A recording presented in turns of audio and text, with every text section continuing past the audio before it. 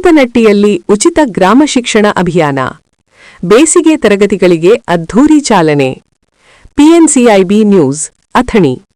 ಬೆಳಗಾವಿ ಜಿಲ್ಲೆಯ ಅಥಣಿ ತಾಲೂಕಿನ ಖೋತನಟ್ಟಿ ಗ್ರಾಮದಲ್ಲಿ ಉಚಿತ ಗ್ರಾಮ ಶಿಕ್ಷಣ ಅಭಿಯಾನ ವತಿಯಿಂದ ವಿದ್ಯಾದಾನವೇ ಶ್ರೇಷ್ಠದಾನ ಎಂಬ ಧ್ಯೇಯವಾಕ್ಯದೊಂದಿಗೆ ಹಮ್ಮಿಕೊಂಡಿರುವ ವಿಶೇಷ ಉಚಿತ ಬೇಸಿಗೆ ತರಗತಿಗಳಿಗೆ ದಿನಾಂಕ 12-4-2026 ಅದ್ಧೂರಿಯಾಗಿ ಚಾಲನೆ ನೀಡಲಾಯಿತು. ಕಾರ್ಯಕ್ರಮವನ್ನು ಗಣ್ಯರ ಸಮ್ಮುಖದಲ್ಲಿ ಸಾಂಪ್ರದಾಯಿಕವಾಗಿ ದೀಪ ಬೆಳಗುವ ಮೂಲಕ ಉದ್ಘಾಟಿಸಲಾಯಿತು. ಇದೇ ವೇಳೆ ಆಗಮಿಸಿದ ಮುಖ್ಯ ಅತಿಥಿಗಳನ್ನು ಪುಷ್ಪಮಾಲೆ ನೀಡಿ ಗೌರವಪೂರ್ವಕವಾಗಿ ಸನ್ಮಾನಿಸಲಾಯಿತು. ಶಿಕ್ಷಣದ ಅಗತ್ಯತೆ ಮತ್ತು ಉದ್ದೇಶ.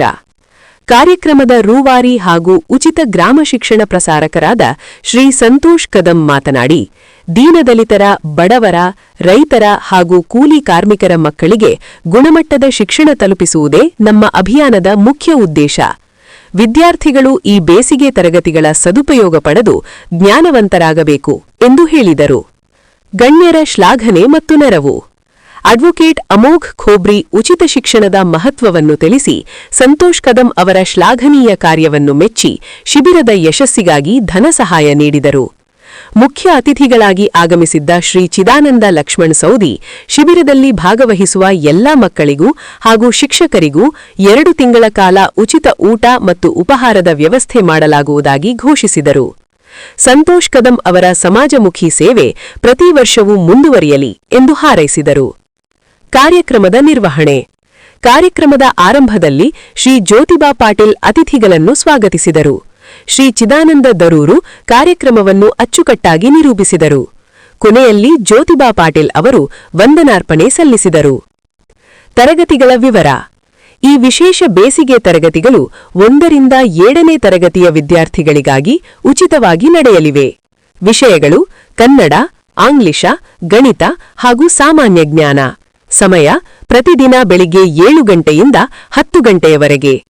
ಕಾರ್ಯಕ್ರಮದಲ್ಲಿ ಗ್ರಾಮ ಪಂಚಾಯತ್ ಸದಸ್ಯರು, ಶಿಕ್ಷಕರು, ಯುವ ಮುಖಂಡರು ಹಾಗೂ ಗ್ರಾಮದ ಅನೇಕ ಗಣ್ಯರು ಉಪಸ್ಥಿತರಿದ್ದರು.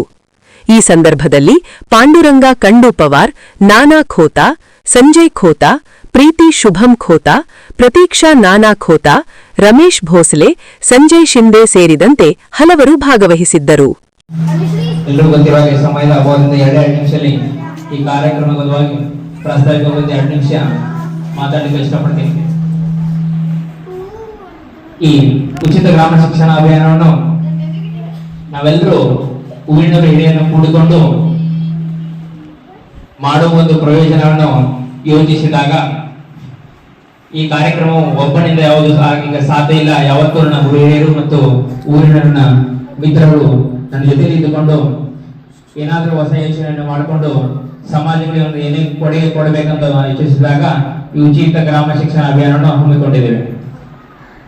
ಎಲ್ರಿಗೂ ಗೊತ್ತಾಗೆ ಪ್ರಸ್ತುತವಾಗಿ ಈ ಕಾಂಪಿಟೇಷನ್ ಅನ್ನೋ ಒಂದು ಯುಗದಲ್ಲಿ ಎಲ್ಲ ಕಡೆ ಕಮರ್ಷಿಯಲ್ ಯುಗ, ಶಿಕ್ಷಣ ಅಂತಂದ್ರೆ ಕಮರ್ಷಿಯಲ್ ಆಗಿರುತ್ತದೆ.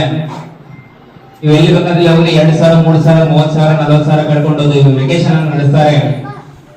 ಬಟ್ ಇದು ಯಾಕೆ ಯೋಚನೆ ನನಗೆ ಗೊತ್ತು, ನಮ್ಮ ಹಿರಿಯರ ಜೊತೆ ಬಂತು ಅಂತಂದ್ರೆ ನಿಪಾಸ್ತಾಗ 1-2 ಅನಿಸಿಕೆಗಳನ್ನು ಹೇಳಕ್ ಇಷ್ಟಪಡ್ತೀನಿ. ನಾನು ಈ ಶಿಕ್ಷಣ ಕ್ಷೇತ್ರದಲ್ಲಿ ಸರಿಸುಮಾರು 10ರಿಂದ 11 ವರ್ಷದಲ್ಲಿ ಇರುವುದರಿಂದ ನನ್ನ ವೈಯಕ್ತಿಕ ಶಿಕ್ಷಣ ಬದುಕದಲ್ಲಿ 9 ವರ್ಷಗಳ ಕಾಲ CBSE ಶಿಕ್ಷಣ ಪ್ರಸಾರ ಮಾಡುತ್ತಿರುವಾಗ ನನ್ನ ಕೈಯಿಂದ ಸಾಕಷ್ಟು ಹುದ್ದೆಯಲ್ಲಿ ಇರುವಂತಹ ವಿದ್ಯಾರ್ಥಿಗಳು ಸರಿಸುಮಾರು 3 ಜನ IIT ಓದ್ತಾ ಇದ್ದಾರೆ, 27 ಜನ MBBS, ಸಾಕಷ್ಟು ಜನ ಇಂಜಿನಿಯರ್ಸ್, ನೇವಿ, ಆರ್ಮಿ ಸಾಕಷ್ಟು ಜನ ಇದ್ದಾರೆ. ಬಟ್ ಆದ್ರೂ ಕೂಡ ನನಗೆ ತೃಪ್ತಿ ಇನ್ನೂ ಕೊಟ್ಟಿಲ್ಲ. ಯಾಕಂತಂದ್ರೆ ನಾನು ಇನ್ನೂವರೆಗೆ ಕಲಿಸಿದ್ದು ಶ್ರೀಮಂತರ ಮಕ್ಕಳು, CBSE ಶ್ರೀಮಂತರೇ. ಯಾಕಂತಂದ್ರೆ ಡಾಕ್ಟರ್ಸ್, ಇಂಜಿನಿಯರ್ಸ್, ಬಿಸ್ನೆಸ್ ಮ್ಯಾನ್ ಅಂತ ರೊಕ್ಕ ಕೊಟ್ಟು ದೊಡ್ಡ ದೊಡ್ಡ ಹುದ್ದೆಯಲ್ಲಿ ಹೋಗಿರ್ತಾರ. ನಾನು ಸಾಕಷ್ಟು ಕಡೆ ಹೋಗಿದ್ದೀನಿ. ಗೆಸ್ಟ್ ಟೀಚರ್ ಆಗಿ, ಆ ಕಡೆ ರಿಸೋರ್ಸ್ ಪರ್ಸನ್ ಸಿಕ್ಕಾಪಟ್ಟೆ. ಒಂದೊಂದು ತಾಸು ಹೇಳಿದ್ರೆ ಒಂದು 5,000 ರೂಪಾಯಿ ಕೊಡ್ತಾರೆ. ನನಗೆ ಇದನ್ನ ಹೊಸದಲ್ಲ, ಬಹಳಷ್ಟು ಜನ ಜಾಗಕ್ಕೆ ಹೋಗಿದ್ದೀನಿ.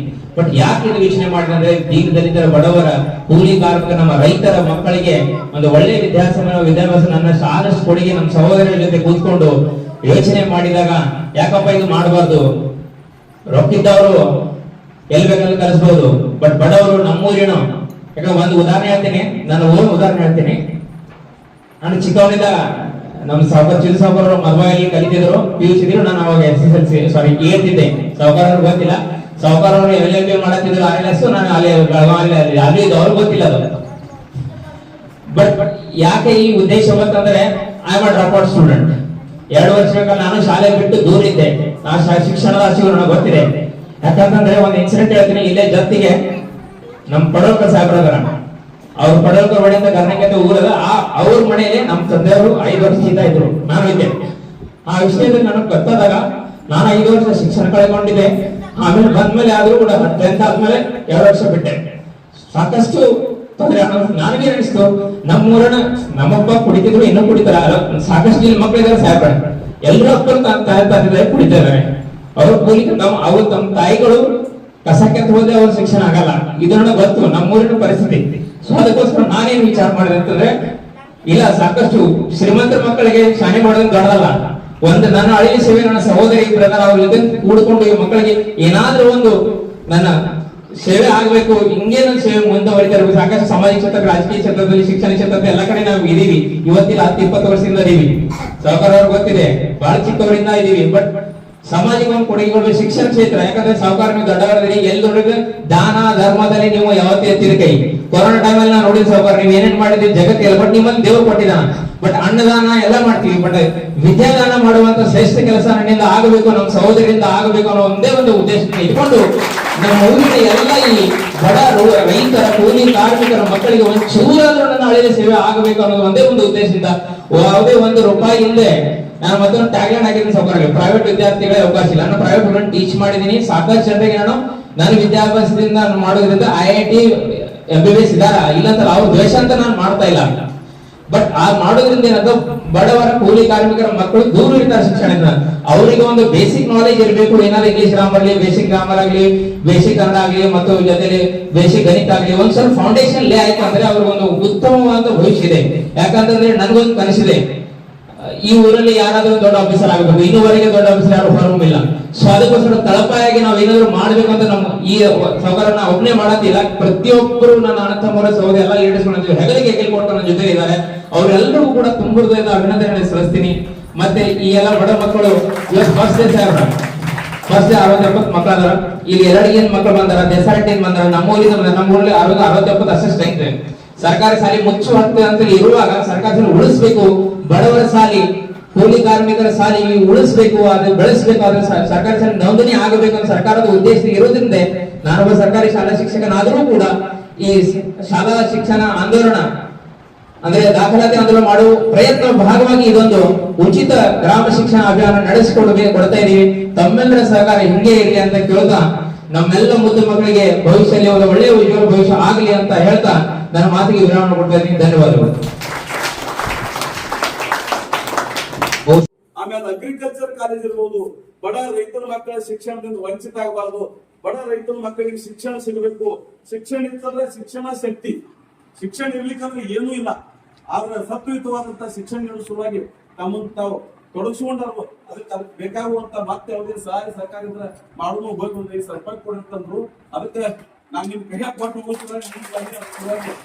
ದಯವಿಟ್ಟು ಸಂತೋಷ್ ಕದಂ ಸರ್ ಆ ಹಣವನ್ನ ತೆಗೆದುಕೊಳ್ಬೇಕಂತ ಕೇಳ್ಕೊಳ್ತಾ ಮುಂದಿನ ಕಾರ್ಯಕ್ರಮವನ್ನು ಅಂದ್ರೆ ಇವತ್ತೊಂದು ಒಟ್ಟಾಗಿ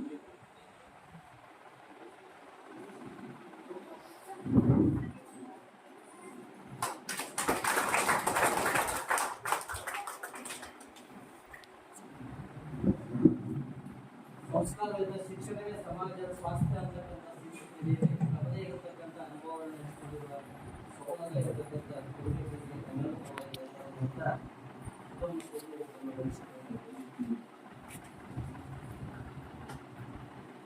ತಪಸ್ವಿ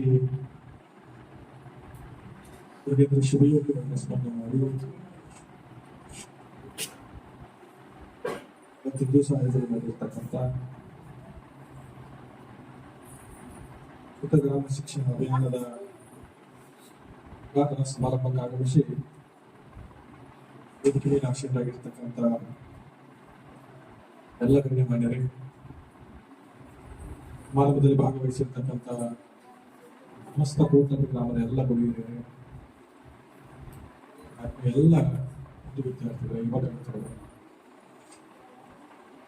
ಈಗಾಗಲೇ ಸಂತೋಷ್ ಬೋತ್ ಅವರು ಮತ್ತು ನಮ್ಮ ಹುಬ್ಬಳ್ಳಿ ವಕೀಲರು ಈ ಕಾರ್ಯಕ್ರಮದ ಬಗ್ಗೆ ವಿದ್ಯಾರ್ಥಿಗಳಿಗೆ ಈಗಾಗಲೇ ಬಹಳ ಸವಿಸ್ತಾರವಾಗಿ ವಿಚಾರ ವ್ಯಕ್ತಪಡಿಸಿಕೊಂಡಿರ್ತಕ್ಕಂಥ ಹಿನ್ನೆಲೆಯೊಳಗೆ ಇದು ಕಾರ್ಯಕರ್ತರ ಒಂದು 6 ನದಿಗೆ ಹೋಗ್ತಕ್ಕಂಥ ಅನಿವಾರ್ಯತೆ ಇರ್ತಕ್ಕಂಥ ಹಿನ್ನೆಲೆ ಒಂದು 2 ನಿಮಿಷದಲ್ಲಿ ನನ್ನ ಮಾತಿಗೆ ವಿರಾಮ ಮಾಡಿಕೊಡ್ತೀನಿ. ಮಾತನ್ನ ಈ ಸಂದರ್ಭದಲ್ಲಿ ಹೇಳಿ ವಿಶೇಷವಾಗಿ ಸಂತೋಷ್ ಕೋತ್ ಅವರು ಮಾತಾಡ್ಬೇಕಾದ್ರೆ ಹಳೆಯ ಬಾಲ್ಯದ ನೆನಪುಗಳನ್ನ ಮೆಲಕ್ ಹಾಕ್ತಕ್ಕಂಥ ಹಿನ್ನೆಲೆ ಬಹುಶಃ ನನಗೂ ಗೊತ್ತಿರಲಿಲ್ಲ. ಯಾಕಂತಂದ್ರೆ ನಾನು SSLC ಮುಗಿಸಿ ಫಸ್ಟ್ PUC ಮತ್ತು ಸೆಕೆಂಡ್ PUC ಮದುವಾಗಿದ್ದಾಗ ಸಂತೋಷ ನಮ್ಮ ಜೀವನ ಇರ್ತಿದ್ರು. ಈಗ ನಮ್ಗೆ ನೆನಪತ್ತ ಸಂತೋಷ ಬರ್ತಿದ್ವಿ ಅಂತ. ಆಮೇಲೆ ನಾನು ಸೆಕೆಂಡ್ PUC ಮುಗಿಸಿ ಡಿಗ್ರಿ ಮಾಡ್ಲಿಕ್ಕೆ ಬೆಳಗಾವ್ ಹೋದಾಗ ಅವರು ಕೂಡ ನಮ್ಮ ಜೂನಿಯರ್ ಆಗೇ ಇದ್ರು. ಮಾತು ಯಾಕೆ ಏನಪ್ಪಾ ಅಂತಂದ್ರೆ ಇವತ್ತು ತನು 3-4 ವರ್ಷ ಸಣ್ಣ ಸಂತೋಷ ನಮ್ಗೆ ಅದನ್ನು ಕೂಡ ಇವತ್ತು ಹೆಮ್ಮೆ. ಯಾಕಂತಂದ್ರೆ ಬಹುಶಃ ಭಾಳ ಬಡತನ ಪರಿಸ್ಥಿತಿ ಒಳಗ ಕಷ್ಟಗಳನ್ನು ಎದುರಿಸಿ ಇವತ್ತು ನಮ್ಮ ಗ್ರಾಮದಲ್ಲಿರ್ತಕ್ಕಂಥ ಎಲ್ಲ ವಿದ್ಯಾರ್ಥಿಗಳಿಗೆ ಉಚಿತ ಶಿಕ್ಷಣ ಕೊಡಬೇಕು, ಆ ವಿದ್ಯಾರ್ಥಿಗಳ ಜೀವನ ಭವಿಷ್ಯದೊಳಗೆ ಉಜ್ವಲ ಆಗಲಿ ಅಂತ ಸಂಕಲ್ಪ ಮಾಡ್ಕೊಂಡು ಇವತ್ತು ನನ್ನ ಒಬ್ಬ ಸ್ನೇಹಿತ ಇವತ್ತು ಉಚಿತವಾಗಿ ಕ್ಲಾಸ್ಗಳನ್ನ ಪ್ರಾರಂಭ ಮಾಡಿ ವಿದ್ಯಾರ್ಥಿಗಳಿಗೆ ಶಿಕ್ಷಣ ದಾನ ಮಾಡ್ತಕ್ಕಂಥ ಒಂದು ಮಹತ್ವಪೂರ್ಣವಾಗಿರ್ತಕ್ಕಂಥ ಒಂದು ಪುಣ್ಯವಾಗಿರ್ತಕ್ಕಂಥ ಕಾರ್ಯಕ್ರಮವನ್ನು ಆಯೋಜನೆ ಮಾಡಿ ಇವತ್ತು ನಮ್ಮನ್ನು ಕರೆಸಿರ್ತಕ್ಕಂಥದ್ದು ಬಹುಶಃ ಇದು ನಾನು ಯಾವುದೋ ಜನ್ಮದ ಪುಣ್ಯ ಅಂತ ಸಂದರ್ಭದಲ್ಲಿ ಇವತ್ತು ಒಂದು 50-60 ವಿದ್ಯಾರ್ಥಿಗಳು. ಯಾಕಂದ್ರೆ ನಾವು ಸಣ್ಣಾಗಿದ್ದಾಗ 2 ತಿಂಗಳು ಸೂಟಿ, ಬ್ಯಾಸಿಗೆ ಸೂಟಿ ಮತ್ತು 2 ತಿಂಗಳ ಸಾಕು ಸೂಟಿ ಇರ್ತದೆ. ಅವಾಗ ನಾವು ಎಂದೂ ಇಂಥ ವೆಕೇಶನ್ ಕ್ಲಾಸ್ ಅಂತ ಇರಲಿಲ್ಲ. ಶಾಲೆ ಸೂಟಿ ಆತಂದ್ರೆ ಸೂಟಿಯಾಗಿ ಬರೀ ಗೋಟೆ ಆಡೋದು, ರೊಕ್ಕ ಆಡೋದು, ಹೊಲಿಗೆ ಜಲಕ್ಕೆ ಹೋಗೋದು, ಚಿನ್ನ ಆಡೋದು, ಕ್ರಿಕೆಟ್ ಆಡೋದು ಎಲ್ಲ ಮಾಡ್ಬೋದು. ಆದ್ರೆ ಇವತ್ತು ಬದಲಾಗಿರ್ತಕ್ಕಂಥ ಕಾಲಮಾನವಾಗಿ ವಿದ್ಯಾರ್ಥಿಗಳ ರಜೆ ಇವತ್ತು ಅದು ಅಪೂರ್ಣ ಆಗಬಾರ್ದು. ಆ ವಿದ್ಯಾರ್ಥಿಗಳಿಗೆ ಸೂಟಿ ವಿದ್ಯಾದಾನ ಆಗಬೇಕು. ಆ ವಿದ್ಯಾರ್ಥಿಗಳು ತಮ್ಮ ಭವಿಷ್ಯದ ನಿಟ್ಟಿನೊಳಗ ವಿದ್ಯಾವಂತರಾಗಲಿ ಅಂತ ಸಂಕಲ್ಪ ಮಾಡ್ಕೊಂಡು ಇವತ್ತು ಈ ಶಾಲೆ ಒಳಗ ಸರ್ಕಾರಿ ಶಾಲೆಯಲ್ಲಿರ್ತಕ್ಕಂಥ ವಿದ್ಯಾರ್ಥಿಗಳಿಗೆ ಉಚಿತ ತರಬೇತಿ ಕೇಂದ್ರವನ್ನು ಆಯೋಜನೆ ಮಾಡಿ ಪ್ರಾರಂಭ ಮಾಡಿ ಇವತ್ತು ಉಚಿತವಾಗಿ ಕಾರ್ಯಕ್ರಮವನ್ನು ಆಯೋಜನೆ ಮಾಡಿ ಒಂದು ಅರ್ಥಪೂರ್ಣವಾಗಿರ್ತಕ್ಕಂಥ ಕೆಲಸಕ್ಕೆ ಇವತ್ತೇನು ತಾವು ಕೈ ಹಾಕಿದ್ರಿ. ಬಹುಶಃ ಇವತ್ತು ಒಬ್ಬರು ವಚನ ಹೇಳಿದ್ರು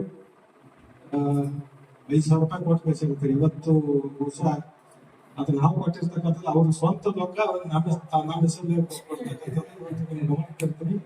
ಅದಕ್ಕೆ ನೀವೇನು ಇವತ್ತು 7 ರಿಂದ 9 ಗಂಟೆವರೆಗೆ ಈ ವಿದ್ಯಾರ್ಥಿಗಳಿಗೆ ತರಬೇತಿ ಸಿಗಬೇಕಾದ್ರೆ 9 ರಿಂದ 7 ರಿಂದ 10 ಗಂಟೆ ಮಾಡಿ 7 ರಿಂದ 10 ಗಂಟೆ ಮಾಡಿ 2 ತಿಂಗಳ ಕಾಲ ಇವತ್ತೇನು ಈ ವಿದ್ಯಾರ್ಥಿಗಳು ಬೆಳಿಗ್ಗೆ ಬರ್ತಾರಲ್ಲ ಬಹುಶಃ ಇದು ಸಾಕಷ್ಟು ಜನ ವಿದ್ಯಾರ್ಥಿಗಳು ಏನಿದ್ದಾರೆ ಬಹುಶಃ ಅವ್ರ ಮನೆಯವರು ತಾಯಿ ಅಂತಂದ್ರೆ ಬೇರೆ ಕಡೆ ಕೂಲಿನಲ್ಲಿ ಮಾಡಿ ಜೀವನ ಮಾಡ್ತಕ್ಕಂಥ ಪರಿಸ್ಥಿತಿ. ಇವತ್ತು 9-10 ಗಂಟೆಗೆ ಹೋಗ್ಬೇಕು ಪಾಪ ಹುಡುಗರಿಗೆ ಊಟದ ವ್ಯವಸ್ಥೆ. ಅದಕ್ಕೆ 2 ತಿಂಗಳ ಕಾಲ ನಿಮ್ಮ ಕ್ಲಾಸ್ ಎಲ್ಲಿ ತನಕ ಇರ್ತದೆ, ಎಲ್ಲಿ ಮುಗಿತದೆ ಅಲ್ಲಿ ತನಕ ಆ ವಿದ್ಯಾರ್ಥಿಗಳಿಗೆ ಇರ್ತಕ್ಕಂಥ ಸಿಬ್ಬಂದಿಯವರಿಗೆ ಮತ್ತೆ ಯಾರಾದ್ರೂ ಗೆಸ್ಟ್ ಲೆಕ್ಚರ್ ಬರ್ತಾರೆ, ಯಾರು ಬರ್ತಾರೆ 2 ತಿಂಗಳಿಗೆ 2 ತಿಂಗಳ ಹೆಚ್ಚು ಆದರೂ ಸಹಿತ ಕೈಯಿಂದ ಅವರಿಗೆ ಊಟದ ವ್ಯವಸ್ಥೆ ಮಾಡ್ತೀವಿ ಅಥವಾ ಅವರಿಗೆ ನಾಷ್ಟದ ವ್ಯವಸ್ಥೆ ಏನ್ ವ್ಯವಸ್ಥೆ ಮಾಡ್ತೀವಿ ಅದು ಸಾಯಂಕಾಲ ನನಗೆ ನಾಳೆ ಎಷ್ಟು ರೇಷನ್ ಬೇಕಂದ್ರೆ ನಾಳೆ ಬೆಳಗ್ಗೆ ನಾನು ರೇಷನ್ ಕಳಿಸಿ ಆ ವಿದ್ಯಾರ್ಥಿಗಳಿಗೆ ಒಂದು ವಿಭಾಗದ ಸೇವೆಯನ್ನು ಕೂಡ ಮಾಡ್ತಕ್ಕಂಥ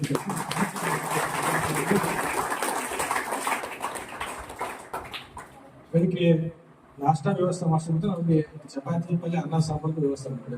ಬೆಳಿಗ್ಗೆ ಊಟ ಮಾಡ್ತಾರೆ ಹುಡುಗರಿಗೆ ಶಾರೀರಿಕವಾಗಿ ಸಂಬಂಧ. ಅದಕ್ಕೆ ಬೆಳಿಗ್ಗೆ ನಾಷ್ಟಾಗಿದ್ದ ಒಂದು ದಿವಸ ಚಪಾತಿ, ಒಂದು ದಿವಸ ರೊಟ್ಟಿ, ಒಂದು ದಿವಸ ಎಗ್, ಈ ತರ ನೀವು ಏನ್ ಮಾಡ್ತಿಲ್ಲ ಅದು ನಾನು ಸಾಯಂಕಾಲ 5-6 ಗಂಟೆ ತನಕ ನೀವು ಒಂದು ಲಿಸ್ಟ್ ಮಾಡಿಕೊಂಡು ನಾಳೆ ಬೆಳಿಗ್ಗೆ ಒಂದು ಗಾಡಿ ಮಾಡಿ ಅದಕ್ಕೆ ಏನು ರೇಷನ್ ತಗೋತಕ್ಕಂಥ ರೇಷನ್ ಕೊಟ್ಟು ಕಳಿಸ್ತಾರೆ. 2 ತಿಂಗಳ ಕಾಲ ಈ ಶಿಬಿರ ಯಶಸ್ವಿಯಾಗಿ ಹೋಗಿ ಈ ಶಿಬಿರದ ಜೊತೆಗೆ ನಿಮ್ಮ ಜೊತೆ ನೀವು ಯಾವುದೂ ಕೂಡ ಆತಂಕ ಪಡ್ತಕ್ಕಂಥ ಅವಶ್ಯಕತೆ ಇಲ್ಲ. ನೀವು ಒಬ್ಬ ಸಹೋದರನಾಗಿ ನಾವು ನಿಮ್ಮ ಜೊತೆಗೆ ಇರ್ತೀವಿ ಅಂತ ಮತ್ತು ಹಲವಾರು ಕಾರ್ಯಗಳ ಅರ್ಥಪೂರ್ಣವಾಗಿರ್ತಕ್ಕಂಥ ಕಾರ್ಯಕ್ರಮವನ್ನು ಮಾಡಿದ್ರೆ ನಿಮ್ಮ ಜೊತೆಗೆ ಇರ್ತೀವಿ. ನಾವು ಮಾಡೋದ್ರಿಂದ ನಮ್ಮ ಕಡೆ ಸಹಾಯ ಖಂಡಿತವಾಗಿ ಮಾಡ್ತಾರೆ ಸಂದರ್ಭದಲ್ಲಿ ಹೇಳಿ ಇದು ಈ ವರ್ಷಕ್ಕೆ ಮಾತ್ರ ಸೀಮಿತ ಆಗೋ ನಾಳೆ ದಸರಾ ಸೂಟಿಗೂ ಸಹಿತ ಮಾಡಬೇಕು, ಮುಂದಿನ ವರ್ಷ ಬೇಸಿಗೆ ಸೂಟಿ ಮಾಡಬೇಕು.